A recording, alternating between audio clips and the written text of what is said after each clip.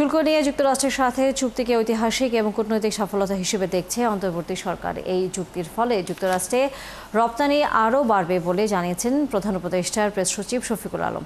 এই চুক্তিতে দেশের সামরিক খাত সম্পর্কিত নয় বলেও জানান তিনি। বিস্তারিত মোহন ইসলামের প্রতিবেদনে।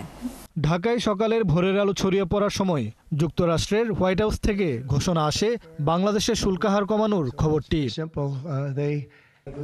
এপ্রিল থেকে যুক্তরাষ্ট্রের সাথে একের পর এক বৈঠকের পর আজ বাংলাদেশের ওপর যুক্তরাষ্ট্রের নতুন করে বাড়তি শুল্ক ৩৫% থেকে কমিয়ে ২০% নামানো হয়। শিয়া বাটার ও ভিটামিন ই সমৃদ্ধ লিলি হালাল বিউটি সোপ, তারুণ্যময় উজ্জ্বল ত্বকের জন্য।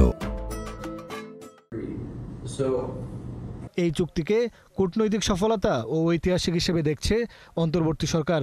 এতে যুক্তরাষ্ট্রের বাজারে দেশের পণ্যের রপ্তানি আরও বাড়বে বলে জানান প্রধান উপদেষ্টার প্রেস সচিব। অবশ্যই এটা একটা কূটনীতিক সফলতা, কারণ এটা একটা কমপ্লেক্স একটা নেগোসিয়েশন ছিল।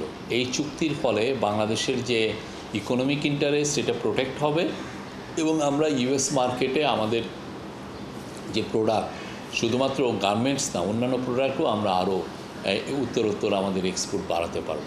দেশের সার্বভৌমত্ব বিকিয়ে কিছু করবে না সরকার, তাই এই চুক্তির আওতায় কোনো সামরিক ইস্যু নেই। তাদের সাথে কোনো ধরনের কোনো সামরিক চুক্তি করি নাই, এটা আপনি নিশ্চিত থাকবেন। কোনো ন্যাশনাল ইন্টারেস্টকে স্যাক্রিফাইস করে কিছু করা হয় নাই। এই চুক্তিতে সরকার সন্তুষ্ট বলেও জানান প্রেস সচিব।